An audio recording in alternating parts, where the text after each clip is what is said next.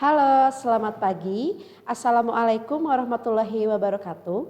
Pada kesempatan pagi ini, saya akan melanjutkan pematerian yang telah diberikan pada minggu kemarin mengenai sistem informasi akuntansi. Nah, pada kesempatan pagi ini, saya akan membahas secara luas mengenai materi tentang persamaan dasar akuntansi. Sebelumnya, setelah kalian ketahui tentang konsep dasar akuntansi, bahwa ternyata akuntansi itu adalah salah satu proses catat-mencatat mengenai seluruh proses kegiatan usaha dalam suatu perusahaan. Yang tujuannya adalah untuk memperhitungkan seberapa banyak besar laba dan rugi suatu perusahaan. Sebelumnya, dalam persamaan dasar akuntansi, saya akan menjelaskan melalui slide PPT mengenai bahwa konsep mendasar dari struktur dasar akuntansi adalah terjadinya hak kepemilikan di satu pihak yang akan selalu disertai dengan kewajiban di pihak lain. Jadi dalam persamaan dasar akuntansi ada peralihan atau hak kepemilikan dari A ke B.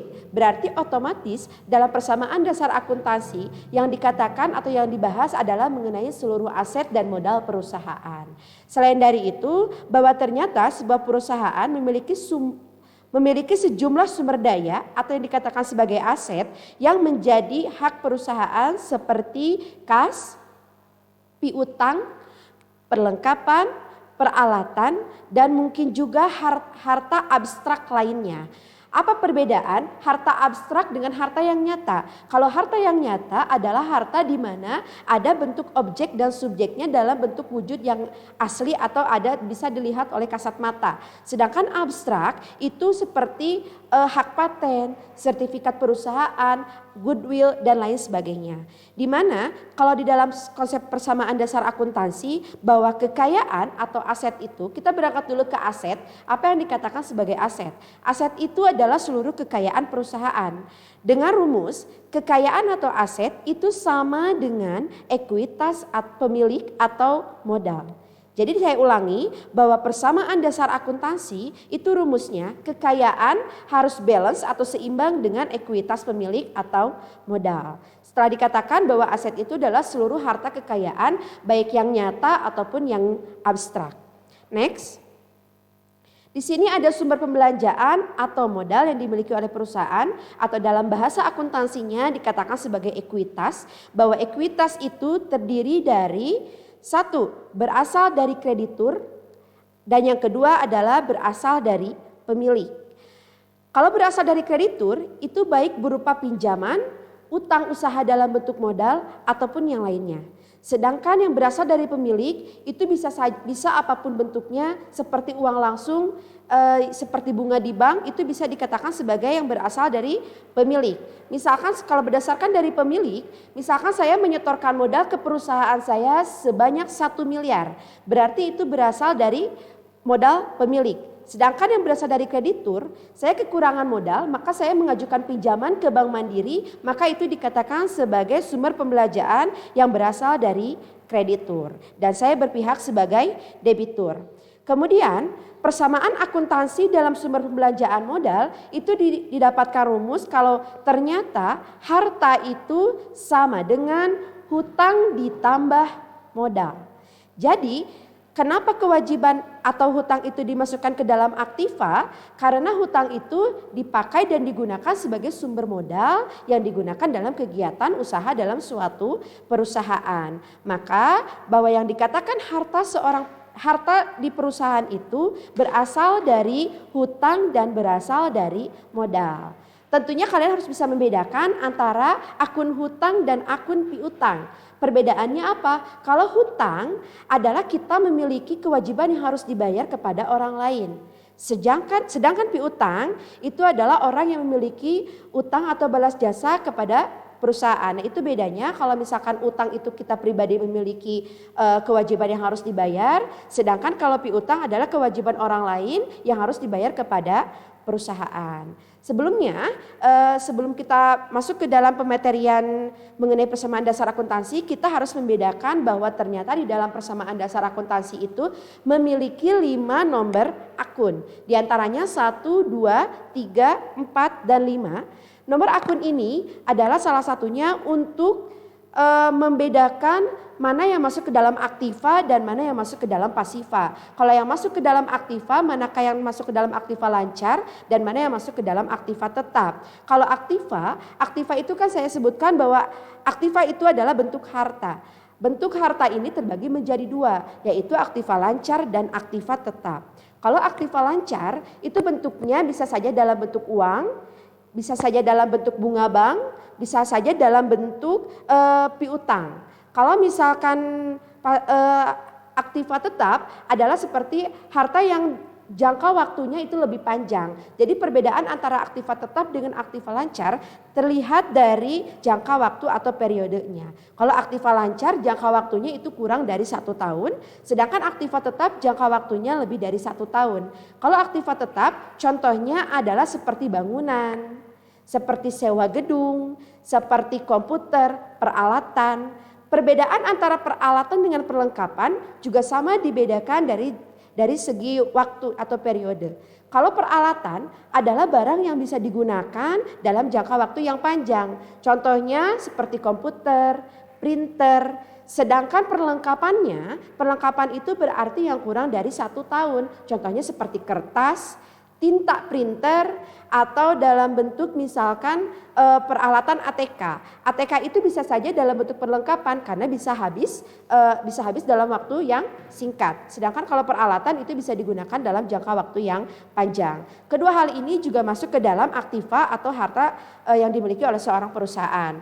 Kemudian kalau kewajiban, kenapa hutang dikatakan sebagai kewajiban? Karena hutang itu adalah segala sesuatu yang harus dibayar dan menjadi hak wajib yang harus dibayar oleh seorang perusahaan yang bisa menambah ataupun mengurangi total harta dari perusahaan tersebut. Kemudian next, ada yang dikatakan sebagai aktiva. Tadi kan bahwa ternyata harta itu terdiri dari kewajiban ditambah modal. Apa saja sih yang penggolongan yang masuk ke dalam aktiva atau aset itu? Yang penggolongan ke dalam aktiva itu ada 7. Yang pertama ada kas. Kas itu terdiri dari uang, saldo bank, dan juga cek. Ini dikatakan bahwa kas itu masuk ke dalam aktiva lancar. Kemudian yang kedua ada piutang usaha. Yang ketiga ada wesel tagih. Apa yang dikatakan sebagai wesel tagih? Wesel tagih adalah janji tertulis pelanggan jika seorang pelanggan memiliki utang ke perusahaan. Misalkan tenggang waktunya bahwa seorang pelanggan itu akan membayar utangnya dalam bentuk wesel tagih. Berarti kalau dia menyanggupi membayar di bulan depan, maka itu sudah masuk ke dalam harta perusahaan sebanyak berapa yang dia utangi kepada perusahaan. Maka disebut sebagai wesel tagih. Kemudian ada beban dibayar di muka. Apa yang disebut dengan beban dibayar di muka? Biasanya kalau beban di dalam akuntansi itu terdiri dari beban sewa, beban asuransi, beban listrik, air dan telepon, beban iklan dan lain sebagainya. Kalau misalkan di perusahaan jasa, biasanya ada yang disebut dengan dikatakan beban iklan. Kenapa ada beban iklan? Biasanya perusahaan jasa lebih banyak mengiklankan dibandingkan dengan perusahaan dagang. Kalau dikatakan beban dibayar di muka adalah berarti beban itu misalkan kita bayar listrik 1 periode dalam 1 bulan. Misalkan tenggang waktunya dalam membayar listrik itu di tanggal 30. Tetapi sebelum tanggal 30 kita sudah membayar di tanggal 1. Maka itu dikatakan sebagai beban dibayar di muka. Jadi dilihatnya kalau dibayar di muka yang seharusnya dibayar tanggal 30, dibayar tanggal 1 itu masuk ke dalam beban dibayar di muka. Kemudian ada tanah, bangunan, peralatan, perlengkapan, perabotan, dan perkakas. Kalau tanah dan bangunan sudah jelas masuk ke dalam aktiva tetap. Next. Tentang kewajiban atau yang dikatakan sebagai hutang dan dengan bahasa lainnya adalah liabilities. Bahwa kewajiban itu terbagi menjadi 3. 1 ada utang usaha, kemudian ada wesel bayar. Kalau wesel bayar berbeda dengan wesel tagih. Kalau wesel tagih itu berarti kita yang memiliki wesel tagih itu dipegang oleh sebuah perusahaan. Sedangkan wesel bayar berarti di situ adalah janji tertulis pemilik bahwa kita sudah menyepakati akan membayar utang dalam bentuk wesel bayar, berarti perusahaan yang akan membayar kepada si kreditur. Misalkan saya menyicil peralatan kantor selama 1 tahun. Nanti dibayar dibukanya di Desember 2021. Berarti di situ saya sudah memiliki yang dinamakan sebagai wesel bayar. Berbeda dengan wesel tagih, berarti kalau wesel tagih pelanggan yang harus membayar ke pemilik. Kalau wesel bayar berarti pemilik harus membayar ke produsen, seperti itu. Kemudian yang ketiga ada kewajiban akrual. Kalau kewajiban akrual adalah beban yang belum dibayar. Kalau beban yang belum dibayar, misalkan begini, seperti beban asuransi. Beban asuransi itu biasanya habis periode misalkan di pertengahan tahun. Kalau belum dibayar, baru dibayar sebesar 20% dan 80%-nya belum dibayar, berarti itu dikatakan sebagai beban yang belum dibayarnya sebanyak 80%. Berarti beban yang dibayar dibukanya sebanyak 20%. Next, saya mempunyai beberapa contoh soal mengenai konsep persamaan dasar akuntansi. Sebelumnya kita juga harus tahu tentang aturan sisi debit dan kredit. Di sini dalam bentuk Word ada tabel tentang aturan debit, kredit, dan saldo normal. Kenapa sih harus ada kredit? Kenapa harus ada debit dan saldo normal? Dengan adanya debit dan kredit adalah salah satu bentuk penyeimbang. Dimana kalau dalam konsep akuntansi itu harus balance antara kredit dengan debit. Kenapa? Kalau sisi debit adalah berarti yang bersifat menambah modal ataupun menambah aset ataupun aktiva perusahaan.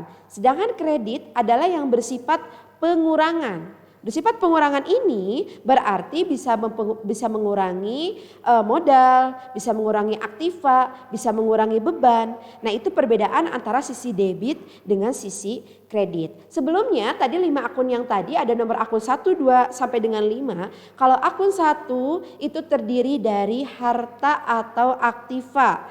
Yang kedua ada utang. Utang itu masuk ke dalam kode akun yang nomor 2. Sedangkan nomor 3 masuk ke dalam penggolongan modal. Kalau kita singkat bisa dikatakan kalau yang 5 akun ini HUMPB. Berarti harta utang, modal, pendapatan, dan beban. Itu cara membedakan nomor-nomor akun. Saya ulangi, untuk penggolongan akun itu ada 5. 1 ada penggolongan harta, 2 modal, 2 utang, 3 modal, 4 pendapatan, dan yang kelima beban atau disingkat sebagai harta, utang, modal, pendapatan, dan beban itu HUMPB. Berarti untuk akun nomor 1 itu masuk ke dalam penggolongan harta. Untuk aturan debit dan kredit serta saldo normal itu bahwa dikatakan bahwa tadi aktiva itu atau harta itu sama dengan kewajiban ditambah modal. Kalau aktiva, di dalam akun-akun aktiva sama ada aturan debit dan juga aturan kredit sebagai sisi penyeimbang. Kemudian kalau debit itu bersifat penambahan atau dilambangkan sebagai tak lambang plus. Kalau kredit untuk pengurangan biasanya dilambangkan sebagai tanda min. Berarti untuk debit itu plus, kalau kredit itu berarti min. Berarti perbedaannya adalah kalau sisi debit itu adalah menambah baik itu aktiva, kewajiban ataupun modal. Kalau kredit itu bersifat mengurangi baik aktiva juga modal, kewajiban dan modal. Kemudian kita lihat ke bawah ada tentang aturan debit kredit saldo normal untuk setiap jenis akun yaitu sebagai berikut. Jika suatu transaksi menyebabkan akun aktiva bertambah, akun tersebut akan di debit. Adapun jika suatu transaksi mengakibatkan akun aktiva berkurang, maka akun tersebut akan disimpan di sisi kredit. Dan adapun jika suatu transaksi mengakibatkan akun kewajiban dan modal bertambah, maka akun tersebut juga akan disimpan di debit, begitupun sebaliknya apabila terjadi pengurangan. Ini yang wajib kalian ketahui tentang aturan sisi debit dan kredit di dalam saldo normal. Kalau di sini saya tambahkan ada akun aktiva, kewajiban, modal, prive, pendapatan, dan beban. Kalau tadi saya katakan 5, biar di sini saya kenapa golongkan 6? Karena supaya ada akun penambahan yaitu seperti prive. Apa yang disebut dengan prive? Prive itu adalah pengambilan modal secara pribadi oleh pemilik. Jadi diambil untuk kepentingan pribadi yang diambil dari saldo yang ada di dalam perusahaan. Kalau jenis akun aktiva berarti aktiva itu 1 masuk ke dalam harta. jenis akun penggolongan 1, apabila terjadi penambahan maka disimpan di debit. Apabila terjadi pengurangan maka disimpan di kredit. Sedangkan saldo normalnya itu wajib harus disimpan di debit. Dan ini tidak bisa diotak-atik karena rumusnya sudah seperti ini. Kemudian ada kewajiban. Kalau kewajiban apabila bertambah disimpan di kredit. Berarti apabila utang bertambah maka yang bertambah adalah sisi kredit. Yang berkurang ada di sisi debit. Kenapa utang bertambah disimpan di kredit? Karena ketika utang bertambah itu adalah sesuatu yang harus kita bayar. Berarti otomatis nanti akan mengurangi modal kita. Dan juga akan mengurangi total harta. Berarti ketika utang bertambah itu aturannya disimpan di kredit. Sedangkan utang berkurang apabila kita membayar maka nanti disimpannya di sisi debit. Kemudian ada modal. Kalau modal ketika bertambah juga sama disimpan di kredit. Pengurangannya disimpan di debit. Berarti di dalam akun akrual ini kewajiban dan modal jika bertambah disimpan di sisi kredit, jika berkurang disimpan di sisi debit. Nah, kenapa nih kewajiban dan modal jika bertambah disimpan di kredit? Karena kedua ini adalah kalau perbedaannya di dalam kewajiban, kalau tadi kan ketika kita punya utang berarti sesuatu yang harus dibayar masuk ke dalam beban pribadi yang harus dibayar. Sedangkan kalau modal, kenapa modal berkurang? Karena nanti akan digunakan kembali dalam proses kegiatan usaha. Makanya kenapa modal disimpan di kredit. Kemudian ada juga ada juga prive. Kalau prive itu adalah pengambilan uang secara pribadi oleh sisi pemilik. Berarti diambil seorang akuntan tidak akan tahu menahu apa digunakan untuk apa sisi prive itu digunakan oleh pemilik atau yang penanam modal itu diambil secara pribadi juga masuk mempengaruhi terhadap sisi kredit dan saldo normal di dalam laporan keuangan. Kemudian ada pendapatan. Kalau pendapatan sama, apabila bertambah maka disimpan di kredit, apabila berkurang disimpan di sisi debit. Sedangkan saldo normalnya itu harus di kredit. Sedangkan juga beban itu apabila bertambah disimpan di kredit, pengurangan disimpan di kredit dan saldo normalnya itu adalah di debit. Saya bedakan di sini ada tanda merah, ada tanda kuning. Itu untuk membedakan kalau misalkan awalnya merah berarti harus saldo normalnya juga harus merah. Berarti kalau awalnya debit di saldo normal juga harus debit. Kalau awalnya kuning, berarti kuning di sini artinya disimpan di sisi kalau bertambah di sisi kredit. Kalau di saldo normal harus mengikuti di akun yang pertama. Berarti kalau kredit yang pertama penambahannya di kredit, otomatis saldo normalnya juga harus disimpan di kredit. Sama seperti modal, pendapatan dan juga beban. Jadi kita bisa membedakan di dalam lambang yang merah itu hanya dua, ada di aktiva dan juga ada di prive. Sedangkan yang kuning itu ada di kewajiban, modal, pendapatan dan beban. Itu untuk aturan sisi debit kredit dalam saldo normal. Dan di sini ada contoh latihan soal. Kita masuk ke dalam persamaan dasarnya. Nah, yang pertama ada contoh soal. Saya sudah sediakan tabel di sini untuk contoh pertama. Ada pencatatan penyetoran modal pemilik. Berarti dalam siklus akuntansi yang pertama didapat itu dari transaksi atau dari bukti transaksi. Dari mana transaksi ada? Itu transaksi ada itu berarti kalau transaksi ada berarti otomatis harus ada bentuk bukti transaksi. Bukti transaksi itu sangat penting diperlukan dalam penyusunan laporan keuangan. Karena siklus akuntansi yang pertama itu berasal dari transaksi. Yang pertama bukti transaksi itu terdiri dari seperti kwitansi, nota kredit atau nota debit, seperti cek. Kemudian ada juga bukti transaksi itu dalam bentuk faktur. Biasanya di dalam perusahaan yang paling utama dibutuhkan adalah dalam bentuk faktur. Itu dikelola oleh pemegang laporan keuangan atau akuntan itu sendiri. Kemudian pada tanggal 2 Januari 2018 Poppy menginvestasikan uangnya untuk usaha pada salon cantik Happy sebesar 300 juta. Berarti sudah jelas di sini jenis usahanya adalah salon. Kalau salon berarti sudah masuk digolongkan ke dalam jenis perusahaan jasa. Nah, di sini saya jelaskan kembali di papan tulis ada tentang pencatatan penyetoran modal. Soalnya di sini kan bahwa pada tanggal 2 Januari Poppy menginvestasikan uangnya untuk usahanya pada salon cantik Happy sebesar 300.000. Berarti di sini yang bertambah apa? Yang bertambah di sini adalah aset. Nah, di sini tidak ada yang berkurang karena di sini sudah jelas belum transaksi yang pertama adalah penanaman modal. Penanaman modal ini sendiri di sini dalam tabelnya kalian harus bisa dulu membuat tabelnya. Kalau tabel pencatatan penyetoran modal seperti tadi rumusnya bahwa harta itu sama dengan ekuitas atau sama dengan modal. Bahwa di sini Poppy menyetorkan uangnya. Kalau menyetorkan uangnya berarti di sini yang menjadi akun yang pertama itu yang bertambah adalah kas. Berarti tadi menanamkan sebesar 300.000.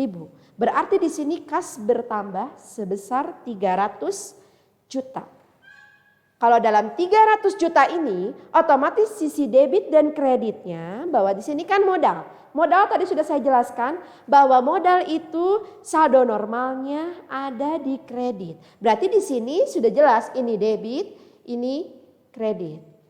Nah, berarti harus ada dua akun yang ada di dalam penggolongan pencatatannya. Dalam pencatatan penyetoran modal bahwa tanggal 2 Januari 2018, Poppy menginvestasikan uangnya sebesar 300 juta, itu disimpan di aset sebesar 300 juta. Akunnya berarti kas. Kas itu masuk ke dalam aset atau harta perusahaan. Berarti di sini harus balance antara sisi debit dengan sisi kredit. Di sini berarti modal pun harus 300 juta. Berarti harta bertambah, modal berkurang di kredit. Itu untuk pencatatan yang pertama tentang menginvestasikan uang dalam bentuk modal. Ini kalau misalkan ada yang ingin, kalau kalian misalkan masih belum paham, kenapa harus disimpan di sisi aset dan juga modal? Ingat bahwa ternyata seluruh harta kekayaan perusahaan itu atau aset perusahaan itu harus sama dengan modal. Berarti kas tadi sudah saya jelaskan, di sini kas itu sebagai aktiva, simpannya di debit. Kalau di modal berarti simpannya kredit, berarti di sini kalau misalkan kas, berarti otomatis kas itu ibaratnya dompet perusahaan. Dikatakan sebagai aktiva. Nah, di sini berarti 300 juta ini masuk ke dalam aset dalam bentuk kas. Kemudian di sini dalam bentuk modal atau ekuitasnya itu dalam bentuk uang sebesar 300 juta disimpan di kredit. Mudah-mudahan kalian yang di rumah paham ya setelah saya menjelaskan mengenai pencatatan penyetoran modal. Untuk yang kedua, di sini ada tentang pencatatan pembelian perlengkapan secara kredit. Berarti kalau di sininya pembelian perlengkapan secara kredit, di sini berarti secara tidak langsung ada akun utang. Berarti kenapa dikatakan sebagai utang? Karena di sini dibelinya secara kredit. Otomatis itu akan menjadi kewajiban yang harus dibayar oleh seorang perusahaan. Pencatatan pembelian perlengkapan secara kredit berarti otomatis yang ada yang bertambah dan juga ada yang berkurang. Kalau di dalam akun perlengkapan, kalau perlengkapan itu kan berarti aktiva perusahaan yang jangka waktunya dalam jangka waktu yang pendek atau kurang dari 1 tahun. Di sini kalau untuk pencatatan pembelian perlengkapan berarti ada yang bertambah nih di dalam kolomnya. Kalau di sini berarti setelah tadi saya jelaskan sebelumnya tentang persamaan dasar akuntansi bahwa aset itu sama dengan atau harta itu sama dengan kewajiban ditambah ekuitas. Berarti di sini ada kewajiban karena dibelinya secara kredit. Kalau di sini berarti ada aset, ada kolom aset. Asetnya terdiri dari kas. Kas itu harus diturunkan dari atas. Berarti ini saldo lamanya. Berarti di sini yang harus bertambah dalam bentuk kolomnya itu ada aset. Asetnya terdiri dari kas ditambah perlengkapan.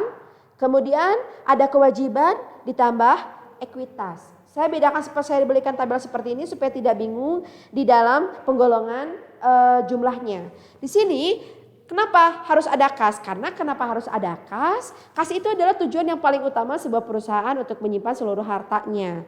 Yang tadi berarti di sini saldo lama yang 300 juta yang ini otomatis harus diturunkan ke dalam pencatatan pembelian perlengkapan yang sebelumnya. Karena di sini ada perubahan transaksi. Seperti yang saya bilang kalau dalam persamaan dasar akuntansi itu berarti ada pemindahan hak kepemilikan baik itu berkurang ataupun bertambah. Berarti di dalam asetnya, aset itu terdiri dari yang tadi itu kan kas masuk ke dalam aset juga. Karena di sini pembelian perlengkapan, otomatis ada sesuatu yang bertambah yaitu perlengkapan. Di sini kenapa 300 juta harus pindah? Karena di sini ada saldo sebelumnya juga harus masuk ke dalam periode pencatatan pembelian di tanggal berikutnya supaya di sini bisa dilihat apakah bersifat mengurangi aset ataupun bersifat menambah aset juga. Di dalam saldo lama berarti kan 300.000. Nah, berarti balance-nya itu yang mana? Berarti sisi debitnya yang adanya di kas, sisi kreditnya masih tetap di modal. Berarti yang bertambah kolomnya itu perlengkapan dan kewajiban. Ini bertambah. Yang tadinya seharusnya ada kas dan ekuitas. Kalau di sini 300 juta berarti sudah harus balance di kas 300 juta di debit, sisi debit. Berarti karena di dalam akuntansi itu debit dan kredit harus terisi kolomnya, berarti otomatis di sini itu nanti untuk penggolongannya kalian sudah tidak pusing lagi. Karena kalau misalkan di dalam debit ini kalau sisi debitnya ada dan sisi kreditnya juga ada, yang tinggal kalian bedakan itu adalah nama akunnya. Kenapa di sini 300 juta? Seperti yang saya tadi bilang bahwa kas sebelumnya itu sebesar 300 juta. Nah, di sini nanti akan terlihat apakah mengurangi atau bertambah. Kalau di sininya membeli perlengkapan, apa nih yang bertambah dan apa yang berkurang? Kalau di sini otomatis dua-duanya bertambah, perlengkapan bertambah, hutangnya pun juga bertambah karena dibeli secara kredit sebesar 25 juta. Di sini berarti dalam 25 juta yang ini yang setelah tadi kita masuk ke aturan sisi debit dan kredit, ketika utang bertambah itu masuk di dalam utang bertambah disimpan di kredit. Berarti di sini 25 juta bertambah perlengkapan, juga 25 juta ada di sisi utang. Otomatis dua-duanya bertambah, ini masuk ke dalam aset, ini masuk ke dalam kewajiban. Berarti kita dapat saldo barunya setelah ada transaksi di tanggal 2 Januari, kas tetap 300 juta. Sedangkan perlengkapan juga bertambah sebesar, berarti ini kas totalnya ada 300 juta. Kalau perlengkapan juga bertambah sebesar 25 juta. Berarti perlengkapannya bertambah sebesar 25 juta. Kewajibannya pun juga bertambah sebesar 25 juta. Kemudian di sini juga sama. Ekuitas atau modalnya itu bertambah sebesar 300 juta. Nah, berarti di sini modal tetap 300 juta, aset juga tetap 300 juta, yang bertambah di sini adalah perlengkapan dan juga utang. Nah, itu apabila ada yang kalian kurang paham nanti kita akan bahas minggu berikutnya, ataupun bisa kalian tanya langsung ke jaringan pribadi. Nanti kalau misalkan ada hal-hal yang tidak ngerti, kalian bisa menghubungi saya secara langsung ataupun bisa menghubungi di WhatsApp. Nah, itu mungkin yang dapat saya sampaikan. Mudah-mudahan kalian bisa paham walaupun waktunya sangat singkat. Di minggu pertemuan yang akan datang nanti saya akan memberikan materi untuk